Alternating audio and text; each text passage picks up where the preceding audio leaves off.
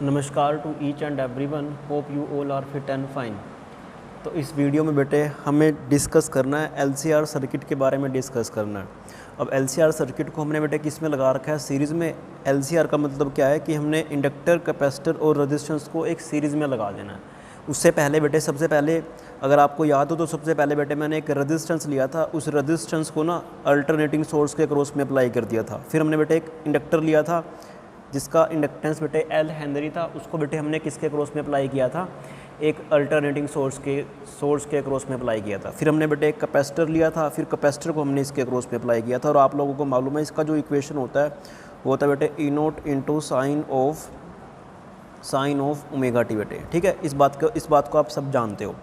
बहुत बढ़िया। अब अगर मैं आप लोगों को बोलने की कोशिश करूँ बेटे, क्या फिर आप लोगों ने क्या करा था, फिर कॉम्बिनेशन किया था। पहले एल और आर का किया था, फिर बेटे आपने सी और आर का किया था। वहाँ पे आपने फेज रिलेशनशिप निकाला था कि कितने फेज से करंट और जो हमारा अल्टरनेटिंग पोटेंशियल है उनके बीच में कितना फेज़ आता है बेटे वो। ठीक है, अगर खाली ये है तो दोनों के दोनों किस में थे बेटे, सेम फेज़ में थे। अब जस्ट इमेजिन कर कि यहाँ पे बेटे जो आपका इलेक्ट्रिक करंट जा रहा है, सपोज कर बेटे वो आई टी है और उसका जो मैक्सिमम वैल्यू है ना, मैंने माना है आई नोट है। अब मेरा काम है कि इस आई नोट को निकालना। अब आप लोगों को मालूम है कि भाई साहब, अगर मुझे इसके क्रॉस में जो पोटेंशियल लिखना है बेटे उसको मैं वी आर से लिखता हूँ, और जो करंट होता है वो बेसिकली दोनों के दोनों सेम फेज़ में होते हैं। ठीक है, तो यहाँ पे जो पोटेंशियल आएगा वो वी आर टी आएगा बेटे, और ये जो हमारा इलेक्ट्रिक करंट फ्लो कर रहा है वो सेम ही डायरेक्शन में फ्लो करेगा। मतलब क्योंकि करंट में और इसके अक्रॉस में पोटेंशियल जो होता है वो दोनों के दोनों सेम फेज़ में होते हैं। तो यहीं पर ये आई टी आएगा बेटे। अगर मैं बात करता हूँ इसका इंडक्टर का, तो देखो सीरीज़ में जो करंट है वो हर बार सेम है, क्योंकि ये सीरीज़ में तीनों लगे हुए हैं। तो सीरीज़ में जो करंट होता है वो हमारा सेम होता है। अगर करंट हमारा सेम होगा बेटे तो करंट तो मैंने इसी तरफ बना लिया आई टी, क्योंकि करंट का डायरेक्शन मैंने इसके डायरेक्शन के अकॉर्डिंग ले रखा है। तो यहाँ पर आया बेटे आई टी। अब आपका जो पोटेंशियल होता है इसके केस से बेटे इंडक्टर के केस में वो करंट से π/2 फेज़ आगे होता है। तो उसका मतलब मैं इसको बोल दूंगा वी एल टी, ये बेटे π/2 फेज़ से आगे है। और अगर मैं बात करता हूँ कैपेसिटर का, तो कैपेसिटर के केस में बेटे ये तुम्हारा आई टी बनने वाला है, और नीचे की तरफ कितना बनने वाला बेटे, वो तुम्हारा वी सी बनने वाला है किसी भी टाइम पर। अब कैपेसिटर के केस में जो हमारा बेटे करंट होता है ना वो π/2 फेज़ से आगे होता है। ठीक है, और सिमिलर वे में अगर मान लिया जाए कि मुझे इसका इक्वेशन लिखना पड़ जाए बेटे, किस चीज़ का इक्वेशन लिखना पड़ जाए, कि भाई इस रेजिस्टेंस का इक्वेशन लिखना पड़ जाए, मतलब इस रेजिस्टेंस से क्रॉस में कितना पोटेंशियल है। तो मुझे मालूम बेटे कि जस्ट इमेजिन कर कि भाई ये तेरा वी आर टी है, तो यहाँ पे सबसे पहले क्या आएगा बेटे, उसका मैक्सिमम वैल्यू आएगा। अब आप लोगों को मालूम है कि बेटे इसमें दोनों में ना जो करंट होता है और वो ये जो तुम्हारा पोटेंशियल होता है दोनों के दोनों किस में होते हैं बेटे, सेम फेज़ में होते हैं। ठीक है, ओके, बहुत बढ़िया। अब अगर दोनों सेम फेज़ में है तो यहाँ पे मैं कितना लिखूँ बेटा, यहाँ पे लिखने वाला हूँ I naught into are into में जस्ट इमेजिन कर साइन ऑफ ओमेगा टी मैंने मान लिया इसको। ठीक है, अब देखो अगर मैं बात करता हूँ बेटा इंडक्टर वाले केस का, तो इंडक्टर वाले केस के अंदर जो पोटेंशियल होता है वो हमारा π/2 फेज़ से आगे चल रहा होता है, और वो किसके बराबर होता है बेटा, वो होता है I naught into X of L into sine of omega t plus π/2। ठीक है, बहुत बढ़िया। और अगर मैं बात करता हूँ बेटे कैपेसिटर केस में, तो कैपेसिटर केस में जो पोटेंशियल होता है किसी भी टाइम पर वो आपका बेटे पीछे चल रहा होता है कितने फेज़ से, आई नोट इंटू एक्स ऑफ सी कितने फेज़ से बेटे, π/2 फेज़ से। तो यानी कि आया sine of omega t minus के π/2। तो इतना तो हमें लोगों को मालूम बेटे। फिर मैंने आपको बोला था क्या कि बेटे, मैंने आप लोगों को बताया था क्या कि भाई यहाँ पे कौन से वाले रूल फॉलो करते हैं बेटे, यहाँ पे हमारे जो रूल फॉलो करते हैं वो वेक्टर एडिशन से रिलेटेड रूल फॉलो करते हैं। ठीक है, बहुत बढ़िया। जैसा कि मैं जानता हूँ बेटे कि भाई यहाँ पर मैं कॉम्बिनेशन ऑफ एसएचएम का पूरा सहायता ले रहा हूँ, तो मैं उसी तरीके से इसको बेटे एक्सप्लेन करने की कोशिश करने वाला हूँ। ठीक है, कैसे इसको एक्सप्लेन करना बेटे आप लोगों को ज़रा ध्यान से देखो। अब आपके पास आपके पास बेटे 3 वेक्टर बन जाएंगे। एक वेक्टर तो हमारे पास ये वाला वेक्टर बन जाएगा, एक वेक्टर ये बन जाएगा, एक वेक्टर बेटे हमारा ये वाला बन जाएगा, जिसका जो मैग्नीट्यूड है बेटे, एक का मैग्नीट्यूड ये वाला, एक का मैग्नीट्यूड ये वाला, एक का मैग्नीट्यूड बेटे ये वाला है। ठीक है, बहुत बढ़िया। अब ज़रा ध्यान से देख, मैंने जस्ट इमेजिन करा कि भाई इसका जो फेज़ है ना बेटे, इसका जो फेज़ है वी आर टी है बेटे, वो कितना है, साइन ऑफ ओमेगा टी है। तो उसको मैंने ना एक्स एक्सिस पर बना लिया। अब डेफिनेटली बेटे जिस डायरेक्शन में मैं एक्स एक्सिस पर बनाऊंगा तो हमने एक वेक्टर बना लिया। इसका जो एम्पलीट्यूड है, मतलब इसका जो मैग्नीट्यूड है वो कितना बेटे, वो तेरे पास आई नोट इंटू आर है। इसमें कोई शक वाली बात नहीं है भैया। ठीक है, और इसी डायरेक्शन में हमारा क्या बेटे, करंट है किसी भी टाइम पर ये वाला। ठीक, बहुत बढ़िया। अब अगर मैं बात करता हूँ वी एल टी की, मतलब पोटेंशियल ड्रॉप अक्रॉस दिस, किसी भी टाइम पर वो पोटेंशियल जो बनने वाला है इसके अक्रॉस में वो कितना बनने वाला बेटे, वो बनने वाला है V L T I naught XL sine of omega t plus pi by 2। इसका मतलब ये है कि यहाँ पे जो पोटेंशियल आ रहा है, अल्टरनेटिंग पोटेंशियल आ रहा है इंडक्टर के क्रॉस में, वो पाई बाय 2 फेज से आगे है, और उसको मैंने एक दूसरा वेक्टर मान लिया बेटा कितना, आई नोट इंटू एक्सएल, और वो पाई बाय 2 फेज से आगे है इससे। तो पाई बाय 2 फेज का मतलब क्या बेटे कि हमें तो एंटी क्लॉकवाइज में घुमा देना है इसको। तो कितना आंसर है बेटा, इस तरफ आएगा हमारे पास कितना, वो आने वाला है I naught into X of L बेटे। ठीक है, अब तीसरा वेक्टर हमारे पास बेटे ये वाला आने वाला है, कौन से वाला, आई नोट इंटू एक्स सी, और ये जो है ना वो इसके फेज से बेटे पाई बाय 2 नीचे की तरफ है। तो पाई बाय 2 नीचे मतलब क्या है कि वो उल्टी डायरेक्शन में है, मतलब यहाँ पर है वो। ठीक है, और उसका जो एम्पलीट्यूड है वो कितना बेटे, वो है हमारे पास आई नोट इंटू एक्स ऑफ सी है। तो मेरे पास जो सर्किट बन रहा है बेटे, मतलब मेरे पास जो फेजर डायग्राम बन रहा है वो कुछ इस तरह से का बन रहा है।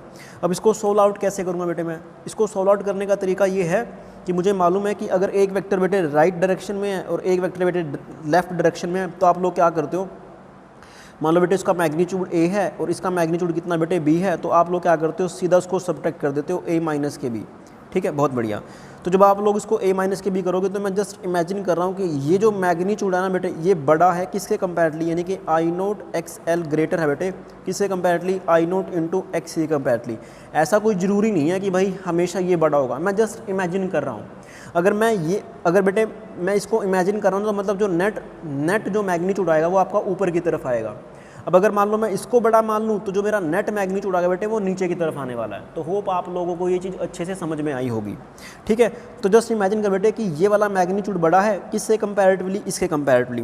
तो ये जो चीज़ बनने वाली है वो कैसे बनने वाली है बेटे, देखो एक वेक्टर आएगा जो ऊपर की तरफ बनने वाला बेटे, और उसका जो मैग्नीट्यूड होने वाला वो कितना होने वाला बेटे, I naught into X of L minus X of C का, X of L minus X of C. ठीक है, और इधर जो बनने वाला बेटे वो कितना बनने वाला, वो तो आपके पास आई नोट आर ही रहने वाला, जिसका जो मैग्नीट्यूड है बेटे वो आई नोट आ रहा है, और इसी डायरेक्शन में हमारा क्या है, किसी भी टाइम पे हमारा करंट जा रहा है। ठीक है, बहुत बढ़िया, शाबाश। अब मुझे तो इनको वेक्टोरिकली जोड़ना है, तो डेफिनेटली बेटे यहाँ पर इसको ऐसे जोड़ने वाला हूँ। तो जो नेट रिजल्टेंट आने वाला है वो ये वाला आने वाला है। ये जो एंगल बनने वाला वो कितना बनने वाला बेटे, फाई बनने वाला, यानी कि आपने ये अप्लाई किया था, आपको बेटे ये वाला ई मिल जाएगा किसी भी टाइम पर इस सर्किट के अंदर। ठीक है, आपने अप्लाई ये वाला किया था, बट किसी भी टाइम पे इस सर्किट के अंदर जो ई मिलेगा बेटे आपके पास, वो ये वाला मिलने वाला है डेफिनेटली। ठीक है, अब ऑब्वियस सी बात है बेटे कि ये तीनों के तीनों इसके वेक्टर सम के बराबर हैं। यहाँ पर ये ई जो बराबर है बेटे किसके बराबर है, वो एक तो बेटे वो बराबर है vector sum V R T के बराबर है, प्लस वी एल टी के बराबर है बेटे, प्लस वी सी टी के बराबर है। जिसका जो हमने बनाया वो हमने ये वाला बना लिया। ठीक है, अब ये जो चीज़ आई है ना बेटे, ये तुम्हारा क्या आ रहा है, ये तुम्हारा वाई नेट आ रहा है, क्या आ रहा है, वाई नेट आ रहा है तुम्हारे पास। ठीक है, वाई नेट किसी भी टाइम पर, और उसका जो एम्पलीट्यूड है वो कितना बेटे, आर है। तो यहाँ पर जो आर का काम कर रहा है वो कौन कर रहा है बेटे, वो तुम्हारा कर रहा है ई नोट। अब अगर मैं आर स्क्वायर करता हूँ तो उसका मतलब क्या बेटे हमारे पास कि हम किसका स्क्वायर कर रहे हैं बेटे, ई नोट का स्क्वायर कर रहे हैं। ये किसके बराबर आया बेटे, ये बराबर आएगा, अब दोनों के बीच में एंगल 90 है, इस वाले वेक्टर के बीच में और इस वाले वेक्टर के बीच में एंगल कितना बेटे 90 है, डेफिनेटली 90 है। तो 90 जब होता है तो आपके पास आंसर आता है बेटे कितना, आई नोट स्क्वायर आर का स्क्वायर प्लस इसका एम्पलीट्यूड बेटे कितना है, वो मैग्नीट्यूड मतलब I naught into X of L minus X of C का होल स्क्वायर। तो यहाँ पर भी स्क्वायर आएगा। तो डेफिनेटली मैं क्या करता हूँ बेटे, अब वो कोस वाले टर्म ऑब्वियस ही बात है कैंसिल आउट हो जाएगी। क्यों, क्योंकि जो एंगल बन रहा है इनके बीच में वो कितना बन रहा है बेटे, 90 डिग्री बन रहा है। ठीक है, तो इतना तो हम ऑब्वियस ही बात है, इतना तो हम सीख ही चुके हैं इस चीज़ को। अब देख बेटे, मैं इसको लिख सकता हूँ ई नोट का स्क्वायर बराबर I naught square into R square plus X of L minus X of C का होल स्क्वायर। ठीक है, बहुत बढ़िया, शाबाश। यानी कि आपका किसी भी टाइम पे करंट का इक्वेशन इस तरफ है, मतलब करंट आपका ये है, और जो ईटी आएगा किसी भी टाइम पर बेटे इस वाले सर्किट के लिए वो है। उनके बीच में जो फेज डिफरेंस आ रहा है वो कितना आ रहा है बेटे, वो फाई का आ रहा है। ठीक है, तो फाई को निकाल सकते हैं हम आसानी से, कैसे निकालेंगे उसको ज़रा ध्यान से देखना। देखो शाबाश, तो यहाँ से बेटे जब मैं इसको सोल्व करता हूँ ना, तो इसको आप स्क्वायर कर दीजिए, तो यहाँ पर आएगा ई नोट बराबर, यहाँ पे कितना आने वाला बेटे आई नोट इंटू यहाँ पर कितना आने वाला R square plus X of L minus X of C का होल स्क्वायर, सॉरी उसका अंडर रूट, यहाँ पर अंडर रूट आएगा ना, ऑब्वियस सी बात है बेटे। यहाँ पे स्क्वायर भी आने वाला है। तो यहाँ से जब आप आई नोट की वैल्यू निकालोगे ना तो किसके बराबर आए बेटे, वो आएगा ई नोट डिवाइडेड बाय में, ई नोट डिवाइडेड बाय में under root of R square plus X of L minus X of C का होल स्क्वायर। ठीक है, तो होप आप लोगों को ये चीज़ अच्छे से समझ में आई होगी। फिर से वही कहानी बेटे, रिपीटेशन टेलीकास्ट चल रहा है यहाँ पर। तो ई नोट, इस टर्म को मैं किसके बराबर मान लूँगा बेटे, मैं जेड के बराबर मान लूँगा। और जो तुम्हारा जेड बनने वाला है वो किसके बराबर बनने वाला है बेटे, उसको बोल देंगे इम्पीडेंस ऑफ द सर्किट। क्या बोलने वाले हैं बेटे, इम्पीडेंस ऑफ द सर्किट बोलने वाले हैं, इम्पीडेंस ऑफ द सर्किट बेटे। ठीक है, तो ये कहानी है हमारे पास, बहुत बढ़िया, शाबाश। और सिमिलर वे में अगर मुझे ये वाला फाई निकालना है बेटे इस वाले सर्किट के लिए, तो इस वाले सर्किट के लिए जो फाई आने वाला है वो कितना आने वाला है बेटे, वो आने वाला है टेंजेंट ऑफ फाई वाई बेटे किसके बराबर। अगर इसका जो मैग्नीट्यूड है वो I naught into X L minus X C है, तो ये भी तो सेम है बेटे। और इसका कितना बेटे, वो है आई नोट आर। तो टेंजेंट ऑफ जो फाई आएगा कितना बेटे, वो आएगा I naught into X of L minus X of C divided by में इसका मैग्नीट्यूड बेटे आई नोट इंटू में आर। इसने इसको उड़ा दिया, तो तुम्हारे पास जो टेंजेंट ऑफ फाई आ रहा है, मतलब कितना फेज चल रहा है करंट के बीच में और ईएमएफ के बीच में, वो किसके बराबर आ रहा है बेटे, वो आ रहा है X L minus X of C divided by में आर के बराबर। तो हमारे पास क्या आ गया बेटे, हमारे पास फेज रिलेशनशिप आ चुका है इनके बीच में। मतलब मैं इस फाई की वैल्यू निकाल सकता हूँ कि कितना हमारा इस सर्किट के अंदर जो हमारा ई चल रहा है ना, वो करंट से कितने फेज से आगे या पीछे है। तो डेफिनेटली बेटे इस वाले केस में तो क्या ये आगे चल रहा है, क्योंकि हमने करंट का इस तरफ मान रखा है आई। ओके, बहुत बढ़िया, शाबाश, मज़ा आया। अब देखो बेटे कि मुझे मालूम है कि जो वाई नेट आता है ना हमारे पास वो इस तरह से का आता है। ठीक है, तो जो हमारे पास जो ई आएगा जो चल रहा है हमारे पास ये वाला, मैं इसकी बात कर रहा हूँ बेटे, बेसिकली ये वाली चीज़ इसकी बात कर रहा हूँ मैं। ये जो हमारा फाई आ रहा है, अगर मुझे इसका इक्वेशन लिखना पड़ जाए तो बेटे वो लगभग इस तरह से का आएगा जो इसके अराउंड में घूमेगा। ये तुम्हारा इधर तुम्हारा करंट था और वो कितना था बेटे, आई टी था तुम्हारा। ठीक है, और इधर ही तुम्हारा क्या था, वो आई नोट आर था। इसमें मैं लिख देता हूँ वापस से, यहाँ पे कितना था बेटे, I naught into X L minus के एक्स ऑफ सी था। ठीक है, बहुत बढ़िया, शाबाश। तो कितना बेटे, वो आएगा देखो आर। आर कितना बेटे यहाँ पे हमारा आया था ई नोट के बराबर, और ई नोट कितना आता बेटे हमारे पास, वो आया था I naught into under root of R square. मैं ना इसको थोड़ा सा इधर ले देता हूँ। ई जो आता बेटे वो किसके बराबर आता है, I naught into under root of R square plus X of L minus X of C का whole square sine of omega t plus. Phi की वैल्यू कितनी बेटे, फाई की वैल्यू हम यहाँ से निकाल लेंगे, तो हमने ये फाई लिख दिया बेटे। तो इस टाइम हमारे पास जो करंट, जो हमारा पोटेंशियल आ रहा है बेटे, ये वाला जो आ रहा है उसका जो मैग्नीट्यूड है ना, मैग्नीट्यूड उसका ये वाला है, और ये बेसिकली किसके बराबर था बेटे, ई नोट के बराबर था। बहुत बढ़िया। बट अगर मैं बात करता हूँ फेज रिलेशनशिप की करंट के बीच में, तो इस टाइम जो तुम्हारा करंट है ना बेटे वो पीछे है, किससे, इस ईएमएफ से पीछे है बेटे। कितना पीछे है, वो ऑब्वियस ही बात है, या ऐसा बोल सकते हो कि वो आगे की तरफ है। अगर हम यहाँ पे हमने इसमें प्लस कर दिया ना, तो प्लस हो रहा, तो इसको मैं आई की वैल्यू अगर मुझे लिखनी पड़ जाए तो आई की वैल्यू किसके बराबर आई बेटे, वो आएगी आई नोट हमारे पास ये वाला रहा इंटू साइन ऑफ। अब इससे बेटे वो कितना पीछे है, वो फाई पीछे है, तो इसमें से जब फाई घटाओगे तो यहाँ पे खाली कितना आ जाएगा बेटे, I naught into sine of omega t आ जाएगा। ठीक है, क्योंकि वो जो तुम्हारा आई है ना वो फाई पीछे है बेटे से, तो ओमेगा टी प्लस फाई है, इसमें से फाई घटाओगे तो आपके पास ओमेगा टी बचेगा। तो तुम्हारे पास ये वाला फेज रिलेशनशिप आ चुका है। इसके अंदर बेटे और चीज़ें बहुत आसान सी हैं। ठीक है, तो करने में कोई मुश्किल नहीं होनी चाहिए। जस्ट मैं ना लॉ ऑफ जो कॉम्बिनेशन ऑफ SHM का यूज़ कर रहा हूँ बार बार। अब यहाँ पर बेटे हमारे पास ना एक इम्पोर्टेंट टर्म आती है। कौन सी वाली इंपॉर्टेंट टर्म आती है बेटे, उसको बोलते हैं इम्पीडेंस ट्रायंगल। क्या बोलते हैं उसको बेटे, इम्पीडेंस ट्रायंगल, इम्पीडेंस ट्रायंगल बेटे। अब मैंने इसको बनाना सीखी कि किस तरह से बनता है। आपको ना बहुत सारी चीज़ें ना किसके बारे में कंफर्म हो जाएंगी बेटे। जैसे हमने बनाया था ना RL सर्किट, या फिर RC सर्किट, या फिर हमारे पास LCR सर्किट, इनके बारे में आपको कंप्लीट इन्फॉर्मेशन मिल जाएगी किससे बेटे, इम्पीडेंस ट्रायंगल से। तो आप लोग ना एक राइट एंगल ट्रायंगल याद कर लीजिए जस्ट। और वो राइट एंगल ट्रायंगल कौन सा बेटे, वो ये वाला राइट एंगल ट्रायंगल है। ठीक है, ये राइट एंगल ट्रायंगल बना लिया। ये वाला जो हमने बनाया ना बेटे, हमने ये फाई बना लिया। फाई कौन सा, ये वाला है। इसको आप क्या मान लीजिए, इसको बेटे मान लीजिए आप XL माइनस एक्स ऑफ सी मान लीजिए। बहुत बढ़िया, शाबाश। और इसको आप क्या मान लीजिए बेटे, इसको आप मान लीजिए R।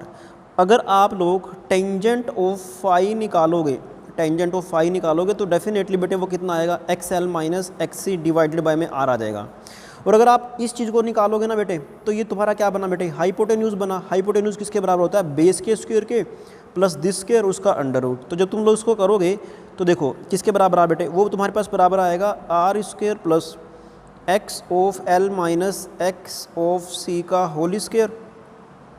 अब ये जो टर्म आ रही है तेरे पास, ये किसके बराबर आ रही है बेटे, ये तुम्हारे पास बराबर आ रही है जेड के, तो ये तुम्हारा क्या बना बेटे, इम्पीडेंस बन चुका है। तो इसको अपन क्या लिख देंगे बेटे, जेड लिख देंगे, और जेड तुम्हारा क्या बेटे, इम्पीडेंस ऑफ द सर्किट है।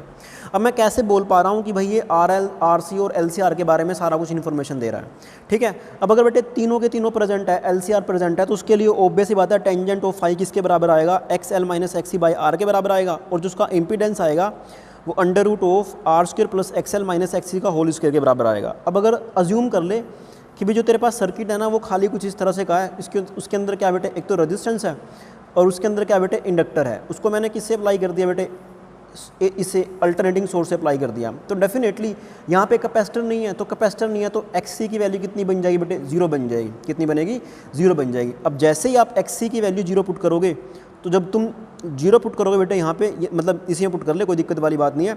एक्स की वैल्यू जैसे ही 0 पुट करेगा तो तेरे पास टेंजेंट ऑफ फाई कितना आया बेटे, तेरे पास टेंजेंट ऑफ फाई आएगा एक्स एल बाई आर, जो कि हमारा आ भी रहा था वहाँ पे जब हमने कौन सा सर्किट किया था बेटे, आर एल सर्किट किया था। आप लोग एक बार इसको चेक कर लीजिएगा। सिमिलर वे में जो हमारे पास जेड आया था, तो जेड में आप क्या करो बेटे, डेफिनेटली आप क्या करो बेटे, इस सी का वैल्यू पुट कर दो, एक्स सी का वैल्यू 0 पुट कर दो। क्यों, क्योंकि यहाँ पे हमारे पास कैपेसिटर है ही नहीं है। अगर कैपेसिटर ही नहीं है तो उसका कैपेसिटिव जो रिएक्टेंस आने वाला वो 0 आने वाला बेटे। तो जब आप लोग इसको 0 पुट करोगे तो आपके पास जेड का वैल्यू आया कितना बेटे, R square plus X of L का होल स्क्वायर, जो कि हमारे पास बेटे उसकी कंप्लीट इन्फॉर्मेशन दे देता है, किसकी, आर एल सर्किट की, आर एल सर्किट की वो दे देता।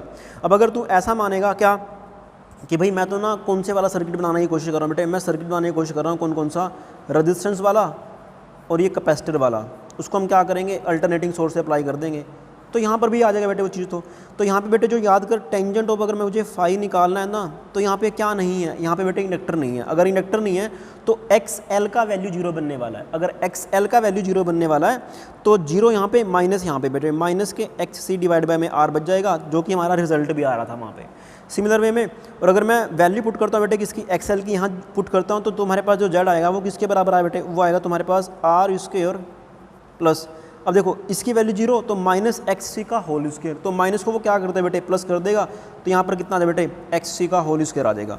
तो देखिए हमारा रिजल्ट तभी भी उससे मैच कर रहा है। तो मेरा कहने का मतलब है कि आप R L circuit, R C circuit और एल सी आर सर्किट को ना इस वाले इम्पीडेंस ट्रायंगल से, उसके बीच में क्या फेज रिलेशनशिप आ रहा है और उसका जो सर्किट का हमारा इम्पीडेंस था ना वो क्या आ रहा है, इससे आपको वो याद हो जाता है। और इसी वजह से क्या बेटे, ये हमारा इंपॉर्टेंट भी है। अभी जो फाई है ना तुम्हारा, ये तुम्हारा बेटे ईएमएफ के बीच में, मतलब जो तुम्हारा अल्टरनेटिंग पोटेंशियल है उसके बीच में और करंट के बीच में कितना एंगल बन रहा है सर्किट के अक्रॉस में अप्लाई करते हुए, उस चीज़ को ये डिफाइन करने की कोशिश कर रहा है। ठीक है, तो होप आप लोगों को ये चीज़ अच्छे से समझ में आई होगी। अब देखो बेटे, आप लोगों ने एक बात नोट की होगी कि मैंने ना पावर के बारे में डिस्कशन नहीं किया था जब हमने एलआर सर्किट पढ़ा था, आरसी सर्किट पढ़ा था, एलसीआर सर्किट पढ़ा था। ठीक है, तो हम उसकी चर्चा करने की कोशिश करें बेटे। मैंने आप लोगों को समझा दिया है क्या कि भाई अगर मैं ये तीनों पढ़ता हूँ ना, तो यहाँ पे जो फेज़ आता है इलेक्ट्रिक पोटेंशियल, मतलब अल्टरनेटिंग जो तुम्हारा पोटेंशियल है उसके बीच में, और जो बेटे तुम्हारा अल्टरनेटिंग करंट है उनके बीच में जो फेज़ आता है ना बेटे, वो कितना आता है, वो फाई का आता है। जस्ट इमेजिन कर क्या कि भाई जो तेरा ई है ना बेटे, वो किसके बराबर है, वो तेरा बराबर है E naught into sine of omega t. आप ऐसा मान लें। और जो तेरा करंट है ना बेटे आई, वो किसके बराबर है बेटे, I naught into sine of omega t के बराबर है।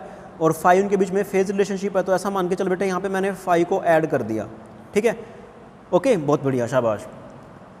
अब ये फाई क्या बेटे, इन सर्किट के अंदर जो हमारा फेज आ रहा है किस किस के बीच में बेटे, अल्टरनेटिंग पोटेंशियल के बीच में और अल्टरनेटिंग करंट के बीच में, वो चीज़ है बेटे ये हमारे पास। ठीक है, बहुत बढ़िया। अब मुझे तो पावर एवरेज निकालनी है, तो आप लोगों को मालूम है पी एवरेज, वो उसको मैं लिखता हूँ बेटे किसके बराबर। आप लोगों को वैसे तो मालूम है ना कि भाई जो पी इंटरस्टेनियस बनती है, पी इंटरस्टेनियस किसके बराबर आती है बेटे, वो आती है ई इंटू आई के बराबर आती है। ठीक है, बहुत बढ़िया, शाबाश। और ये आई ई क्या बेटे, उसका इंटरस्टेनियस वैल्यू, आई क्या बेटे, ये वाला वैल्यू।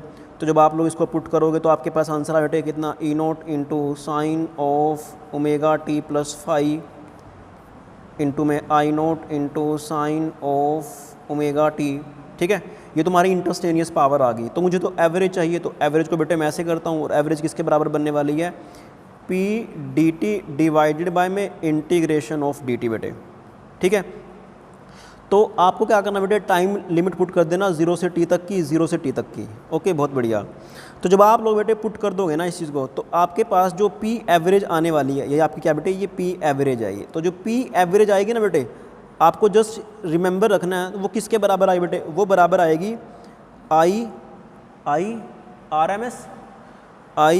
एम एस, या फिर मैं पहले लिखता हूँ, वो आपके पास बेटे बराबर आएगी I naught into E naught divided by में 2 इंटू कॉस ऑफ फाई। तो तुम्हारे पास बेटे ये वाली वैल्यू आ जाएगी।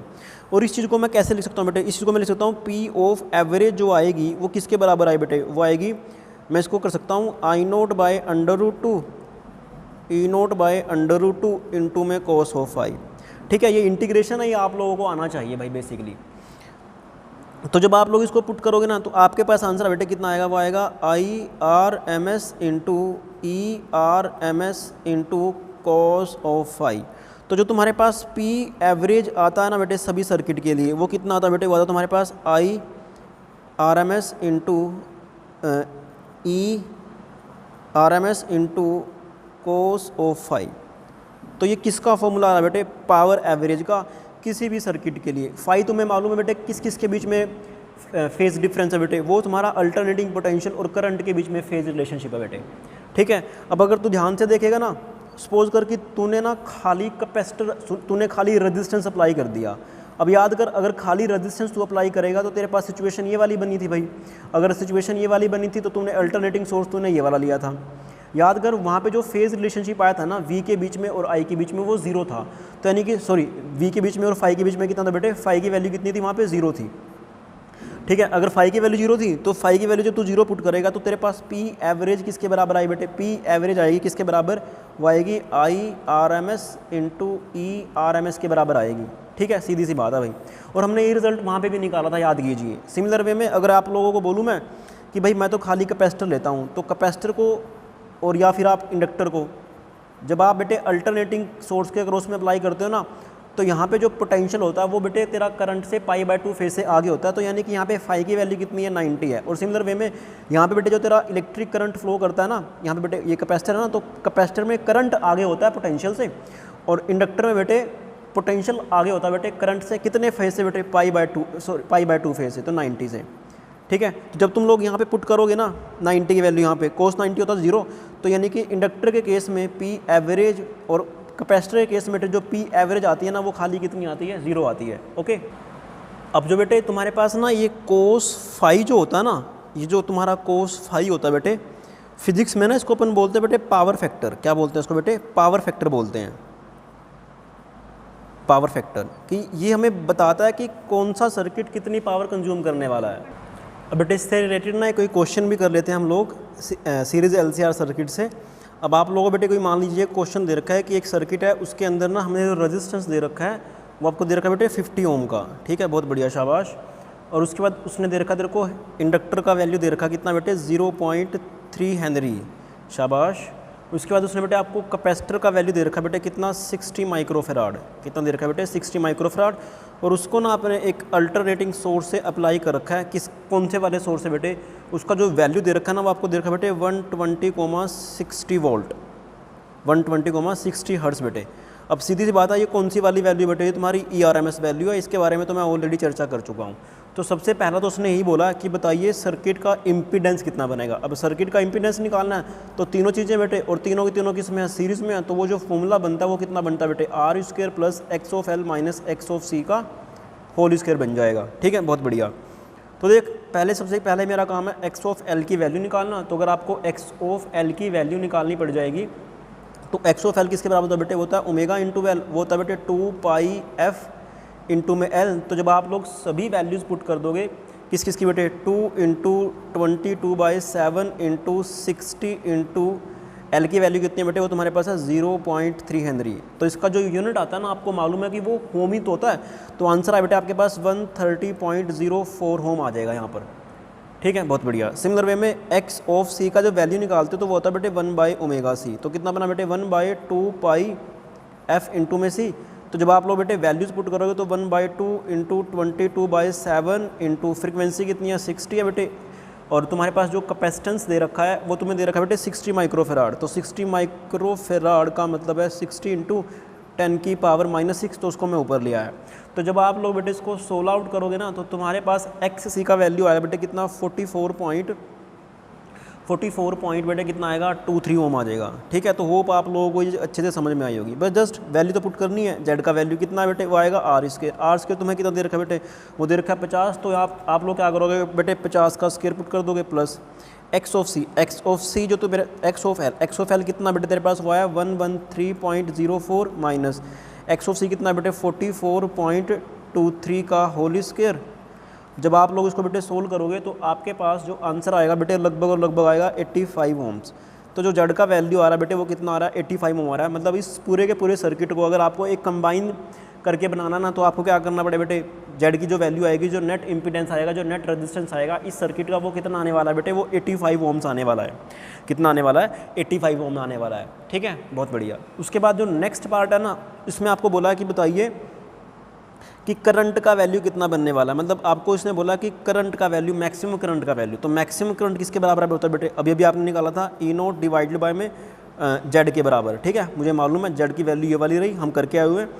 और E0 किसके बराबर बना बेटे, E0 बनता है किसके बराबर, ERMS इंटू √2 के। तो जब तुम लोग यहाँ पे बेटे वैल्यूज़ पुट करोगे तो तुम्हारे पास कितना आंसर है बेटे, देखो यह आएगा E0, ये आया तेरे पास बेटे कितना 120 इंटू √2 वोल्ट आ गया। और यहाँ पे जब तुम बेटे इसका I0 का वैल्यू निकालोगे ना, I0 का, तो वो कितना है बेटे, वो आएगा 120 इंटू √2 डिवाइडेड बाय में 85। ठीक है, बहुत बढ़िया, शाबाश। तो जब बेटे आप लोग इसको सोल्व करोगे ना तो हमारे पास आंसर आएगा 1.41 इंटू √2। बट अगर तुम्हें वो बाई चांस गलती से पूछ ले, गलती से नहीं मतलब अगर तुमसे बेटे वो पूछ ले ना कि बताइए सर्किट के अंदर कितना करंट फ्लो कर रहा है, तो वो बेसिकली ना तुम्हें बेटे बात कर रहा होता है IRMS का वैल्यू, IRMS वैल्यू की बात कर रहा होता है पक्का वो। तो ऑब्वियस सी बात है बेटे RMS वैल्यू कितनी होती है I0 बाई √2। तो तुम्हारे पास आंसर कितना बेटे आएगा 1.41 डिवाइडेड बाय में √2 डिवाइड बाय बेटे √2। इसने इसको मार दिया या काट दिया तो कितना आंसर आ बेटे 1.41 एम्पियर। यानी कि जब भी तुमसे वो पूछे ना सर्किट के अंदर कितना करंट फ्लो रहा है तो वो बेसिकली तुम्हें IRMS की वैल्यू की बात कर रहा होता है वो। ठीक है, इस बात का भी आप विशेष करके ध्यान रखेंगे बेटे, समझे। और अगर तुम लोगों से बेटे वो पूछ ले कि बताइए इस रेजिस्टेंस के क्रॉस में, इस इंडक्टर के क्रॉस में और इसके क्रॉस में कितना पोटेंशियल डेवलप हो रहा है, तो आप लोग क्या आंसर दोगे बेटे, ऑब्वियस ही बात है आप लोग जो आंसर दोगे क्या देने वाले बेटे, तो आप क्या दोगे बेटे IRMS इंटू में दिस रेजिस्टेंस, IRMS इंटू इसका इम्पिडेंस, IRMS इंटू इसका इम्पिडेंस। अब अगर आप लोग बेटे इसको सोल्व आउट करोगे ना तो देखो मैं निकाल देता हूँ यहाँ पे एक्स ऑफ जो जो पोटेंशियल ड्रॉप अक्रॉस आएगा ना वो कितना बेटे, वो आएगा R इंटू IRMS। ठीक है, R की वैल्यू कितनी है, वो है 50। तो 50 इंटू IRMS कितना बेटे, वो है तुम्हारे पास 1.41। तो जब आप लोग इसको सोल्व करोगे तो 1.41 इंटू में 50, तो तुम्हारे पास जो आंसर आ बेटे वो कितना आएगा, वो आएगा 70.5 वोल्ट। तो यानी कि ये कितनी ड्रॉप करवा रहा है बेटे, 70.5 ड्रॉप करवा रहा है। कितनी करवा रहा है, 70.5 ड्रॉप करवा रहा है। अब अगर मान लो मुझे इसके क्रॉस में निकालना है तो मैं क्या करने वाला हूँ भाई, तो मैं कैसे निकालूंगा बेटे, मैं निकालूंगा XL into IRMS, XL into IRMS। अब IRMS कितना तुम्हारे पास, वो तुम्हारे पास है बेटे 1.41 और XL का वैल्यू कितना बेटे, XL का जो वैल्यू आया तुम्हारे पास ये रहा, वो आया तुम्हारे पास बेटे 113.04। ओके, तो बेटे जब आप लोग उसको सोल्व आउट करोगे ना तो आपके पास आंसर जो आएगा वो आएगा 159.3839 मान ले इसको, 39 वोल्ट आएगा बेटे। कितना आएगा, 159.39 वोल्ट आ जाएगा। ओके, बहुत बढ़िया। और अगर आपको पूछे कि इस कैपेसिटेंस के क्रॉस में कितना पोटेंशियल ड्रॉप हो रहा है तो डेफिनेटली वो कितना आने वाला बेटे, वो आने वाला XC इंटू IRMS वैल्यू। तो आप इसको सोल्व आउट कीजिए तो यहाँ पे कितना बेटे हमारे पास 70.5 वोल्ट आया और यहाँ पर कितना बेटे 159.39 वोल्ट आया। तो यहाँ पे कितना आने वाला है, तो जब आप लोग बेटे सोल्व आउट करोगे ना तो आपके पास आंसर आएगा कितना, वो आएगा 62.36 वोल्ट आएगा अप्रोक्सीमेटली। ठीक है, बहुत बढ़िया। अब अगर आप लोग ध्यान से देखो बेटे हमने कितना अप्लाई किया था, हमने तो अप्लाई किया था बेटे 120 वोल्ट। यहाँ पे कितना आ रहा है 70.5 वोल्ट, यहाँ पे कितना आ रहा है बेटे 159.39 वोल्ट, यहाँ पे कितना आ रहा है बेटे 62.36 वोल्ट। अगर तो इन तीनों का सम करेगा ना वो डेफिनेटली बेटे इससे ज़्यादा ही आ रहा है वो। इसका मतलब ये थोड़ा ना भी वो तो गलत होगा बेटे, नहीं ये गलत नहीं है, ये बिल्कुल सही है बेटे। सही इसलिए है क्यों, क्योंकि भाई ये तुम्हारे कौन से रूल फॉलो करते हैं, ये तुम्हारे रूल फॉलो करते हैं बेटे कौन से वाले, ये तुम्हारे करते हैं वेक्टर एडिशन वाले रूल फॉलो करते हैं। कौन से रूल फॉलो करते हैं बेटे, वेक्टर एडिशन वाले। अगर तू देखेगा ना तो यहाँ पे चेक कर बेटे, ये तुम्हारे पास कितना आ रहा है, अगर मैं रेजिस्टेंस की बात करता हूँ तो रेजिस्टेंस में पोटेंशियल ड्रॉप हमारे पास 70.5 वोल्ट आ रहा है। ऊपर कितना आ रहा है बेटे, ऊपर तुम्हारे पास ये वाला आ रहा है, नीचे तुम्हारे पास बेटे ये वाला आ रहा है, मतलब नीचे की तरफ। इसका मतलब ये है कि इसमें से तो इसको घटाएगा तो तेरे पास कुछ इस तरह से की टर्म बन जाएगी, ठीक है। उसका नेट रिजल्टेंट कितना बेटे, एंगल है 90 डिग्री। उसको जब तू सोल्व आउट करेगा वो पक्का 120 के करीब आएगा, ठीक है। तो देख मैंने क्या करा, सबसे पहले तो मैं 159.39 में से 62.36 घटा रहा हूँ। तो जब तुम लोग बेटे इसको घटाओगे ना दोनों को, तो डेफिनेटली बेटे आपके पास ना इधर तो कितना आ रहा है, वो आ रहा है 70.5 और ऊपर कितना आ रहा है बेटे, वो तो मेरे पास आ रहा है 97.03। अब तू क्या कर, इसका वेक्टर सम अप करके देख, एंगल है 90 मतलब इसका स्क्वायर प्लस इसका स्क्वायर और उन दोनों का अंडर रूट प्लस करके, तो जो भी आंसर आएगा देखते हैं वो 120 के बराबर आएगा नहीं आएगा। देखते बेटे क्या आंसर आएगा। देखो मैंने इसका जब स्क्वायर करा ना तेरे पास स्क्वायर की वाली वैल्यू आई 70.5 की। जब मैं इसका 97 मेरा कैलकुलेटर ऐसा है भाई, देखो कभी तुम बेइज्जती करो बाद में। 97.03 इंटू 97.03 ये बराबर है तेरे इसके, उसमें तेरे को ऐड करना, कितना ऐड करना बेटे 4970 आंसर है बेटे ये। इसका रूट करेगा तो रूट आएगा 119.9। 119.9 का मतलब क्या है कि लगभग और लगभग वो 120 वोल्ट आ रहा है। तो इसका मतलब क्या बेटे, वो तुम्हारा आंसर बिल्कुल सही आ रहा है इस टाइम, ठीक है। तुमने जो क्वेश्चन सोल्व आउट करा है वो बिल्कुल सही करा है, इसमें कोई शक वाली बात नहीं है, ठीक है, बहुत बढ़िया। तो इस तरह से क्या बेटे हम अल्टरनेटिंग जो हमारा है ना उसको हम कॉम्बिनेशन ऑफ SHM के तरीके से ही सोल्व आउट करने की कोशिश करेंगे। और ये मेथड हमारे लिए बहुत आसान है, ठीक है, ये हमारे लिए क्या बेटे बहुत आसान है। मतलब इसको तू ऐसे रख कि भाई जब भी तेरे से पूछना कि कितना करंट फ्लो कर रहा है तो डेफिनेटली तू कितना आंसर दे बेटे, तो वे IRMS निकालना है, ठीक है। IRMS मतलब VRMS ERMS, इनके ऊपर ज़्यादा चर्चा करनी है अपने लोगों को। अब आप लोगों को बेटे मैं एक टेबल बनवाने जा रहा हूँ, इस टेबल को आप अच्छे से ना ध्यान रखेंगे अल्टरनेटिंग करंट के केस में, ठीक है। तो देखो बेटे जब हमने ना अल्टरनेटिंग करंट को, अल्टरनेटिंग सोर्स को खाली रेजिस्टेंस के थ्रू अप्लाई किया था, तो याद कीजिए बेटे, याद कीजिए कि हमने सर्किट कुछ इस तरह से का बनाया था। यहाँ पे हमारा रेजिस्टेंस R था, यहाँ पर हमारा क्या था बेटे अल्टरनेटिंग सोर्स था, ठीक है, बहुत बढ़िया शाबाश। यहाँ पे मैंने आप लोगों को बोला था कि दोनों की दोनों जो हमारा अल्टरनेटिंग सोर्स होता है ना वो अल्टरनेटिंग जो करंट होता है बेटे और जो हमारा अल्टरनेटिंग पोटेंशियल होता है दोनों की दोनों किस में होते हैं बेटे, सेम फेज़ में होते हैं, ठीक है। मतलब मैं ऐसा बोल सकता हूँ कि जो तेरे पास VRT आता है किसी भी टाइम पर और जो तेरे पास IT आता है बेटे किसी भी टाइम पर, दोनों के दोनों किस में होते हैं बेटे, सेम फेज़ में होते हैं, ठीक है, बहुत बढ़िया शाबाश। और अगर मान लिया जाए यहाँ पे जो फेज़ आता है वो कितना आता है बेटे, फेज़ आता है तुम्हारे पास 0। कितना आता है बेटे, फेज़ आता है तुम्हारे पास 0। और जो तुम्हारे पास P एवरेज आती है बेटे वो कितनी आती है बेटे, वो तुम्हारे पास आती है IRMS इंटू ERMS आती है, ठीक है, इसमें कोई शक वाली बात नहीं भैया। उसके बाद आप लोगों ने बेटे खाली लिया था क्या, इंडक्टर लिया था जिसका L था हेनरी, और मैंने यहाँ पे एक इंडक्टर मान लिया और उसको मैंने बेटे एक अल्टरनेटिंग सोर्स के केस में अप्लाई कर दिया। तो मैंने आप लोगों को बताया था कि यहाँ पे बेटे जो पोटेंशियल होता है ना इंडक्टर केस में, अगर खाली इंडक्टर है तो वो VLT जो किसी भी टाइम पे पोटेंशियल होगा ना वो तुम्हारा बेटे आगे होता है किससे कंपैरेटिवली बेटे, किसी भी टाइम पर करंट के कंपैरेटिवली। और यहाँ पे बेटे जो फेज़ आता है ना कितना आगे होता है बेटे, वो π/2, तो फेज़ कितना बेटे यहाँ पे π/2 है। और अगर मान लिया जाए मैं P एवरेज की बात करता हूँ तो P एवरेज तेरे पास कितना आता है बेटे, 0 आया था। सिमिलर वे में अगर मैं बात करता हूँ बेटे कैपेसिटर की, तो कैपेसिटर के केस में तूने यहाँ पे एक कैपेसिटर अप्लाई किया था, यहाँ पे तूने बेटे एक अल्टरनेटिंग सोर्स अप्लाई किया था। तो ध्यान से देख IT जो तेरा आया था ना बेटे वो तेरा फेज़ π/2 से आगे था, तो इसको मैंने पीछे बना दिया, VCT बना दिया, ठीक है, बहुत बढ़िया। तो π/2 बेटे पीछे है ये, तो यहाँ पे फेज़ कितना आ रहा है बेटे दोनों के बीच में, वो तेरा π/2 ही आ रहा है, ठीक है। और जो P एवरेज आएगा वो किसके बराबर आया बेटे, वो तुम्हारा 0 के बराबर आएगा, बहुत बढ़िया। अब अगर फिर उसके बाद हमने क्या करा बेटे, फिर हमने ना RL सर्किट लिया था। मैंने क्या किया था वहाँ पे, मैंने बेटे एक रेजिस्टेंस लिया था और एक बेटे मैंने क्या लिया था, एक इंडक्टर लिया था वहाँ पे। उसको मैंने बेटे किससे अप्लाई किया था, हमने अप्लाई किया था एक अल्टरनेटिंग सोर्स से। तो अल्टरनेटिंग सोर्स से किया था, तो याद कीजिए याद कीजिए बेटे, हमने जो फेजर सा डायग्राम बनाया था वो हमने कुछ इस तरह से बनाया था। यहाँ पे हमने IT लिया था, ठीक है, और इधर हमने क्या लिया था बेटे, याद कीजिए, ये हमारा क्या आया था, ये हमारा आया था बेटे क्या, मतलब यहाँ पे I0R था ना, I0R था, इधर कितना था बेटे, I0 into X of C था। तो हमने इसका रिजल्टेंट बनाया, तो ये जो रिजल्टेंट आया था बेटे, ये हमारा IT था, ये हमारा E आया था, हमने अप्लाई तो ये किया था, बट उसका क्या बन गया बेटे, उसका ये वाली चीज़ ये बन गई थी। ठीक है, बहुत बढ़िया, शाबाश। और याद कीजिए क्या, अगर मैं यहाँ पे ना एक टर्म और लिख देता हूँ मैं, उसका जो रेजिस्टेंस आया था ना वो तो R ही था बेटे, वो रेजिस्टेंस इसका तो R ही आया था। इसका रेजिस्टेंस कितना आया था बेटे, उसको हमने इम्पीडेंस बोला था, मतलब कैपेसिटी इंडक्टिव रिएक्टेंस बोला था। उसकी जो वैल्यू आई थी वो कितनी आई थी बेटे, XL बराबर ओमेगा इंटू एल के बराबर आई थी। यहाँ पे कितनी आई थी बेटे, XC बराबर 1/ओमेगा C के बराबर आई थी। ठीक है, बहुत बढ़िया। अगर मान ली जाए यहाँ पे बेटे मैं इम्पीडेंस लिखने की बात करता हूँ ना, यहाँ पे बेटे जो फाई आया तुम्हारे पास, फाई तुम्हारे पास ये वाला आया था, और डेफिनेटली टेंजेंट ऑफ जो फाई था वो किसके बराबर था बेटे, वो बराबर था XL डिवाइड बाय में R के। और अगर मान लीजिए मुझे सर्किट का इम्पीडेंस लिखना था, वो किसके बराबर था बेटे, वो था √R² plus X of L का होल स्क्वायर।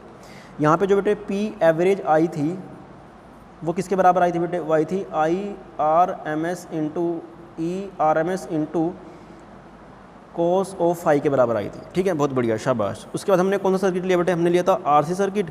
RC सर्किट में हमने क्या रहा, एक कैपेसिटर लिया था और एक रेजिस्टेंस ले लिया था। ऐसे दोनों किस में थे बेटे, सीरीज में थे।